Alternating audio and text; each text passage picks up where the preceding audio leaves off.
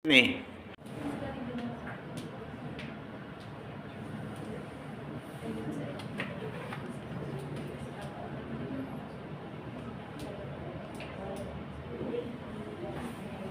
Good afternoon. Good afternoon, boss. Saan ba kayo? Nagulat. Nagulat ka, ma'am. Bakit ka nagulat, ma'am? Hindi ko talaga. Nagulat. Naayos ka. Okay. May nagulat, may equal baan, may nagibot. Yung mga salita na yan, Latin. Bisaya. Kulbaan, nagulat, nakibot. Nakibot. Pag sabi yung nakibot, lahat kayo ulit to. Maganda at magwapo. Musta? Tapos na si Ma'am Sandalin. Sino pong speaker niya pa rin? Sa SSS. Hindi yung sinundan ng SSS. Ma'am Sandy. So lahat mo may natutunan doon. Lahat ba gusto niyo mga benefits? Yes. Sino gusto? May insurance. Magdang po insurance. Una na yan. Kasi maraming may mga pangarap sa buhay mula nung hindi pa nakamit yung mga pangarap niya sa buhay. Kung ikaw ay alis na at si Mrs. laging namumproblema kasi sa tagal mo na ninyo magkasama, hindi niya pa rin nakamit ang mga pangarap sa buhay. Sabihin mo, mahal, 3 buwan pa lang naman ako doon. Kung 3 buwan pa lang kung gusto mo na agad makamit mo ang pangarap mo sa buhay, gagawin ko na para sa iyo. No? Kasi ang tagal natin eh. No? Lagi na ako nangako sa iyo. Hindi pa rin natin natin yung mga pangarap natin. Ngayon, naabot ko na yung mag-abroad. Pangarap ko mag-abroad. Pero kung gusto nyo mo talagang mabilisan, kasi 2 taon naman ako doon, no? Kung hindi ka na makatiis, so gawin ko na lahat para sa iyo. Mamimili ka na. 2 buwan, 3 buwan, tapusin ko na. Sabihin mo na, tapusin ko na yung mga pangako ko sa iyo. Bakit ano yan? Kasi, kung gusto mong maka-avail ng benefits, no? Na medyo malaki-laki, ngayon, 15,000 US dollars, pwede kong gagawin yun. No? 15,000 US dollars. Mayroon ding gusto medyo maliit-liit lang, 10,000 US dollars, no? Medyo may kaliitan lang. Yung pinakamaliit, 7,500 US dollars. Pero kung gusto mo malaki talaga, so sa 15,500 US dollars ka na. 15,000 US dollars ka na, no? Pag tinanong ka, bakit? Ano yun? Gagawa na lang ako ng paraan. Kunyari, nalaglag ako. At natuluyan. No? Sa pinagtatrabahoan kong building, yun, mahal, 15,000 yun. Yung tinatawag doon, accidental death. At anong gusto mo? Side. Accident and side. Oh. Yan ang tinatawag na accident insurance. Sa tinatawag na ano to? Natural death is 10,500 US dollars. Pag na-accidente at hindi natuluyan, is 7,500 US dollars. At least, Meron ka na. magkikita-kita pa rin kayo. Pag uwi ng Pilipinas, pwede kang makinabang doon. Pero sa malalaki na nabanggit ko, ni kusing, wala kang matitikman doon. Bakit? Wala ka na eh. Si Mrs. mo na lang at hindi mo alam. May naka-reserve na pala doon. Sila nang dalawang makinabang. Tama? Wag naman! Bakit? Kasi total debt yun eh. No? Wag naman. Kaya ako nandito, just in case of emergency, naturo ko sa inyo paano maproteksyonan, hindi na trabaho, pati sarili mo, maproteksyonan mo. At pag oras may problema, alam mo na kung dapat gawin mo. Tama? Kasi hindi ka alis para maghanap ng problema. Alis ka para maghanap buhay para sa pamilya mo. Tama? Ganun lang kasimple. Bakit? Sa Pilipinas, wala na bang mapag-applyan ng trabaho? Wala na ba? Mayroon pa rin. Kaya lang, Mababa na sahod. maliit ang sahod. Yung daming tumatanda na sa Pilipinas, wala pa rin asenso. Kaya magtataka ka bakit mga OFWs, mabalik-balik na lang. Nakakalbo na lang, pabalik-balik pa rin. Sorry sir, ito pala yun. Mayroon pala dito. Ay, isang bro pa. Alam ka ito eh. Paulit-ulit na lang. Kaya sabi ni Ban, oo nga. Ako isa abroad na. Kaya tuwing abroad ko, puro na lang pidos. No? Kasi, ang pidos ay mandatory seminar. Na? Sabi ng uwa, mandatory seminar to all department contract orders not only for first time, meron mag-isa mga isa abroad. Kasi bakit? Mandatory nga eh. No? Kasi, marami kang malaman dito sa pidos. Hindi mo wala dati, malalaman mo ngayon. Tama? Sir, saan ka nag-pidos noon? Ha? Parang dito pa rin. Pero nakita ko sa pinagpidusan mo, sir. Nakita ko sa pinagpidusan mo noon. Tama. Hindi niya ako nakita doon. Kasi wala naman talaga ako doon. Okay. Pero mas maganda, magpakilala mo na. Gusto niyo malaman ang pangalan ko? Ha? Dapat lahat ng speaker, alam yung pangalan dito. Si ma'am, paglabas dito, alam mo ang pangalan niya? Alam niyo yung pangalan niya? Hindi? Parang kayo eh. Naniwala kayo? Hoy! Si Ma'am Sandra rin ang nakilala ninyo. Si Ma'am Sandra. Dapat! Lahat na nakatayo sa harapan, alamin niyo ang pangalan nila. At hindi ng pangalan, apelido. At dapat magbigay pa ng number sa inyo. Kasi oras na may mga katanungan kayo, may mga pagtanungan kayo. Tama? Pero marami namang mga numbers kanina na bibigay si Ma'am Sara dito. Yung pinicturan niyo. Ang tanong, pag tinawagan nyo, sigurado ba kayo may sasagot sa inyo? Wala. O ngayon, ito pangalan ko. Mas maganda magpakilala ko. Ma'am, gusto mo malaman. Pangalan ko. Okay, lahat ba may ballpen? Mabilisan lang tayo kasi Friday ngayon, tama? Okay. Araw ng Biyernes, January 24, 2025. Belated Happy New Year sa inyo lahat. Para ko may Mrs. Sam Carlos, tagapagsalita ng may papilus, monthly hanggang sa tayo. Nandito rin ko kami ang tatanong sa inyo. Usapan rin kami dito. Sa napagalang mga services para sa inyo.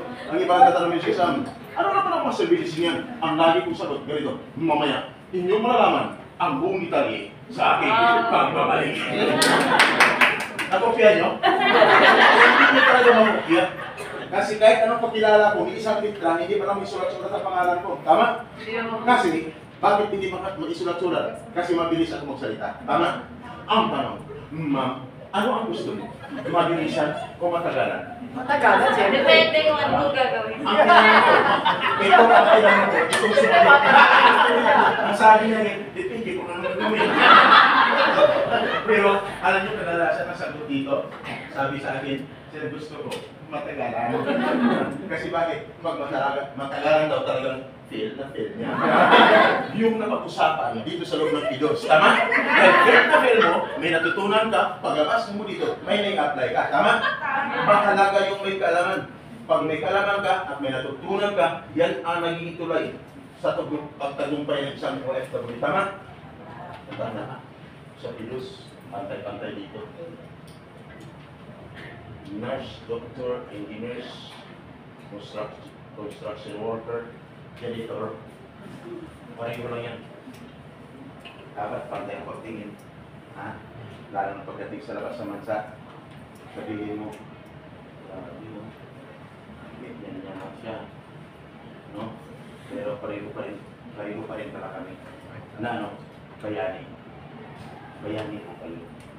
Sino naniwala ko man ito kay Bayani? Ikaw sino naniwala ko? Saan bayani po ako dito?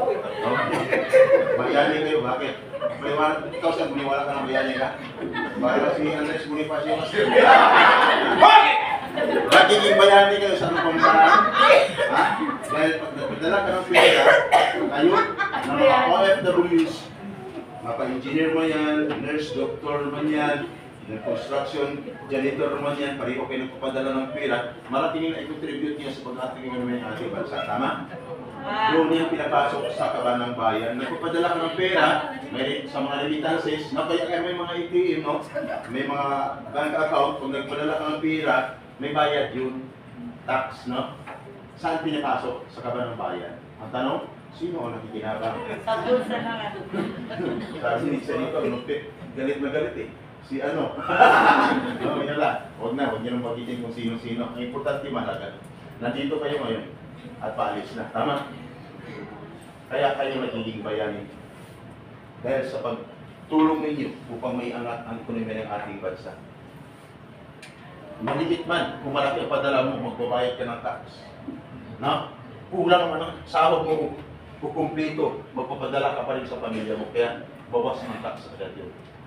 Kaya at least naintindi ng lahat, kayo ay mga bayani. Kaya kung wala ka pa rin tiwala sa sarili mo, maghanap ka ng salamin pagdating sa bahay mo. At tingnan mo sa salamin ang mukha mo. Sabihin mo, sabi ng mama doon, bayani daw ako. No? Bayani daw ako. No?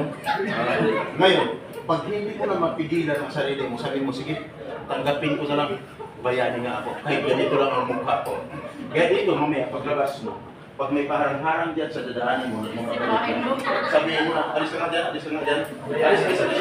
Pag tinanong ka, bakit sino ka ba? Sabihin mo, bayani ito. May nantok wala. Pagdating sa part ko, walang antok. Dalawa lang kami speaker dito, ang dinulumog ng tao at saka dyan sa labas, laging may nanood. No? Kasi ganun talagang buhay namin. No? Marunong magpatawa, ang purpose, may matutunan ka.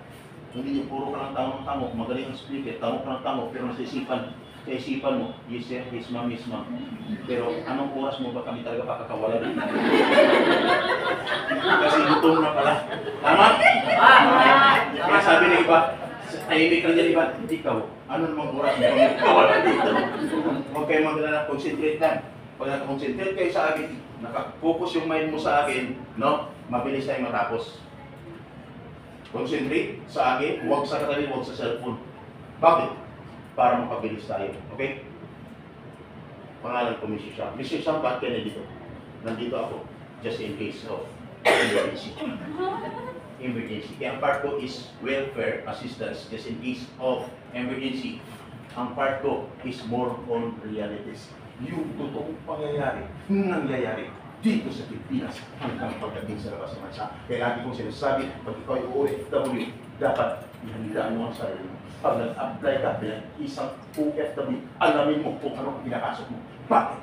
Hindi madali ang pagiging buhay OFW pagdating sa labas ng bansa. Tama? Sino mga example? Taas yung mga kamay. Example. Sino ang mga first timers? Taas yung kamay. 9. Marami ang ex-abroad. Mas marami ang first timers. Ex-abroad, isang tanong, isang sagot lang, mabilisan lang. Isang sagot nyo lang sa akin, mamili lang kayo. No? Either masarap lang o hindi ang sagot nyo. Okay? Isigaw nyo, iparinig nyo sa mga first timers. Ex-abroad.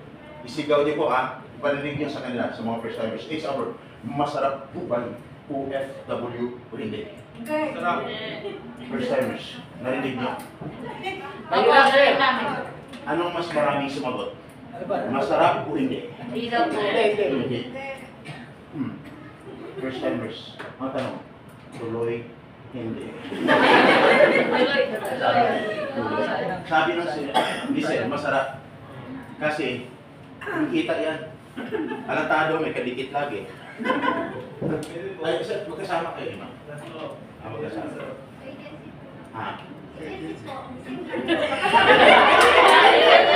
Akala ko, pangalawa po. Mga walang katabi lang dyan. Okay. Pangalawang katabi. Kaya kinang katabi sa kanina na iba eh. Okay. Okay! Bahay, sir. Sir, ilang taon ko sa labas ng bansa? Ako? 2010. Sino umabot ng 20 years sa labas ng 20 years? 15 years? Wala. 10 years. Si Sir. Sir, nagpag-ipon. Konti. Kaya babalik ko rin sir eh.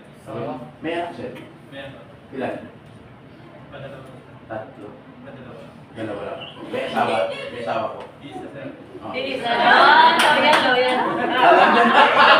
Anong itanong mo eh. Kasi ang sinabi niya mayroon, opo, tatanungin kita, ilan? Marong. Okay! Marong.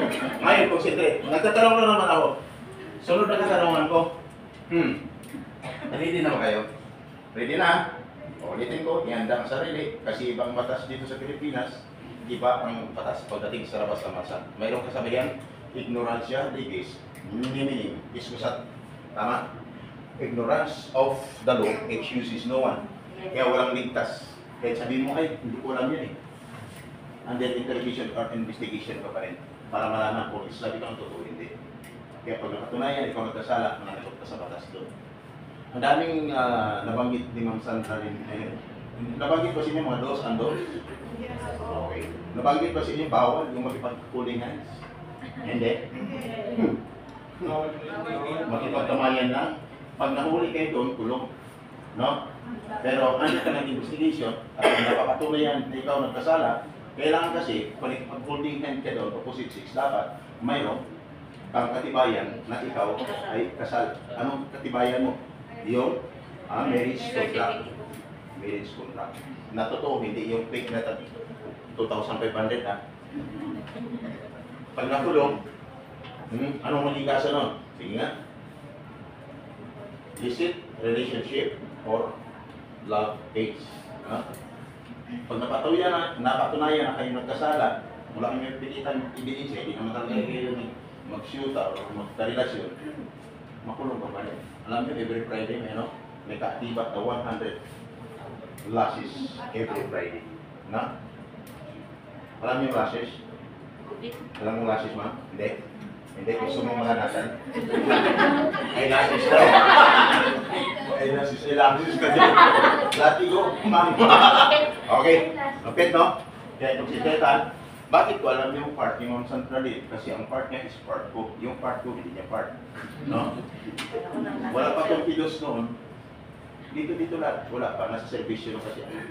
Kaya alam ko lahat yung nilalaman ng module ng pidos. Kaya ako hindi na nagpa-flash din. Kasi pag nagpa-flash ako dyan, aabutin din isa't kalahating oras katulad ng bago mag-lockdown, 1.5 hour ako.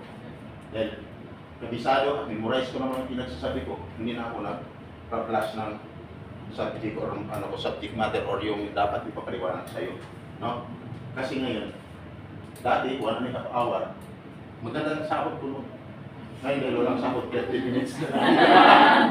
Ayos ba? Sabi ni Marie, salamat, mabilis siya matapos. Magtatanong ako. Mabilisan na to. Kung 100% pa rin ang excitement mo kay Ma'am Sandra din, sana 100% pa rin after ko pagtok. Okay? Sana hindi mabawasan. Kasi dapat, mayroon akong paalam sa inyo na isang batas na dapat mong malaman upang maging safe ka. Hindi lang sa Pilipinas hanggang pagdating sa labas ng bansa. Malinaw? Batas. Mr. Sam ng batas yan. Kasi ayon sa batas, ang isang OFW, magtatanong ako na, sino nakapag-sign ng kontrata taas yung kamay? Nakapag-sign ako. Thank you. 10. Sino ang hindi pa nakapag-sign ng kontrata taas yung kamay? 11. Okay. Yung hindi tumaas ng mga kamay, ang tanong ko, ano kayo? Ang mga pinusupo kasi, ano kayo? Ano sa isipan? Ang sagot yan, hindi lang makasagot-sagot. Pakialam ko sa'yo. Concentrate. Bakit ko alam? Pagtingin ko pa lang sa mata mo, alam ko na kung ano ang nilalaman ng isipan mo. Kaya, sino bang nurse dito? Nurse. Yan, thank you. Doctor. Wala? Nurse, ma'am. Di ba may subject ka ng psychology? Tama? What is psychology? What is psychology? Psychology is the study of mind and human behavior. Dito may teacher, tinanong ko, what is teacher? Hindi niya masagot. What is education? Hindi niya naman sagot. No? Sabi ko, teacher is a profession, is a noble profession of the universe. What is education? Education is a continuous process of learning. No? Kaya may teacher dito ha, baka mamaya, hindi mo pa alam. Pag alis mo dito mamaya, bago pa umalis, gulungan mo lang ako. Ano nga yun? Okay! Ngayon, concentrate. Concentrate. May nakapag-sign ng kontrata, meron hindi. Ayon sa batas ng isang OFW, bago mag-videos, dapat siya nakapag-sign ng kontrata. Ang tanong, lahat ba? May nakapag-sign, di ba? O mayroong hindi. Pag hindi ka nakapag-sign ng kontrata, meaning to say, bawas na yung 100% mo na excitement kay Ma'am Sandra rin kanina, ang natira is 80%. No? Nasa batas kasi yun. At dapat, siguraduhin na after mong magpilos, siguraduhin makaalis ka na. Kasi bakit? Nasa batas, ang isang OFW mo lang mag-apply at kamisahan, dapat siya ay nakapag, ba, 60 to 90 days prior, dapat siya ay na-deploy na. Ang ibig sabihin, 2 hanggang 3 buwan dapat na i-deploy ng isang OFW mula mag-apply at kamisahan siya. Dapat, wala siya ngayon sa Pilipinas. At siyempre, dapat wala na siya ngayon diyan sa kanyang inuupuan sa loob ng Pidos. Sabi ni Ipang, oo nga. Unang dito pa rin. Problema hindi. Pag problema, ibig sabihin, another 20% ang ibabawas ko sa iyo, ang natira is, sa excitement ko na 100%, ang natira is 60%. Ang dapat, bakit ka kailangan makaalis? Kasi hindi ka na nakapag-Pidos, hindi ka na nagpag-sign ng kontrata, ang iba din nakapagbayad ng placement fee. Tama? Pag nagbayad ng placement fee, ang salary mo is 20,000. Magkano dapat ang placement fee? Dapat equivalent of 1 month salary. Sabi ng iba diyan tahimik na, bakit sa amin sobrang naman? Ang ibig sabihin, another 20%, bawas na naman ang 60% na excitement mo kung natira is 40% na lang. At dapat kung nagbayad ng placement fee sa lugar sa Jollibee, sa Chowking, sa McDo, sa Max Hotel Restaurant, wala sa nabanggit ko na lugar. Saan? Sumigaw yung isa dito kahapon, sir. Kami sa Gcash.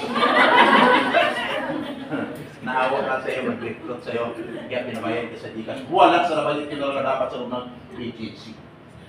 At dapat, kung nangyari sa iyo ngayon, kung nangyari man, hindi ka sa agency nagbabayad, no? Another 20%. Ang ibabawas mo sa excitement mo ng 40%, ang natira ay 20%. At ito, isa din sa pinakamalaga. At dapat pag nagbayad ka, ay mayroon ka kulang ano? Resibo. Sabi ni iba, resibo. Bakit kami wala? Nang ibig sabihin, another 20% na naman, may ibabawas ko sa excitement mo, ang natira, 0. Wala na ang natira. Tama? Hindi dapat magiging ganyan. Mr. Shab, bakit alam mo yung mga pangyayari yan? Kasi, no? Kasi, yan ang trabaho ko. Mula noon hanggang ngayon. That is a violation of Republic Act 1842 of Anti-Illegal Recruitment or 10022 as amended of Anti-Human Trafficking Violation. Na ituro ka lang ng isa, nagbago ka ng buhay, mag-abroad ka na lang, after mo kinuha ng pera yung OFW, nagbago ka ng buhay, mag-abroad ka na lang daw, no? Mag-abroad na lang, nagbago ng buhay. Tapos kumuha na ng 280,000 bawat isa eh. 170,000 bawat isa eh. Nag-abroad. Ngayon, nagpilos ka. Delikado ka. Kaya dapat, magiging maingat. Pag naituro ka ng 3 lang, that is a lifetime imprisonment. Lagi yung iingi sa laway. Sir, tawagan ko muna ang abogado ko. Sige, tawagan mo. Nung tumawag, bakit? Nandyan kayo. Kliyente mo. Teklo na. No? O ano? Kasali ka ba sa kumuha ng pera na ito? Attorney? Hindi naman po. O bakit ka sa amin, humadlang? Magkita tayo doon mamaya sa loob. Ingat. Ingat. Ha? Ex-abroad? Ingat. Kaya pag pinaikot ko yung kamera ko, pag biglang nag-blank, may natapatan yan. Ibig sabihin, positive, mayroong sa loob. Yung nahul, hindi ko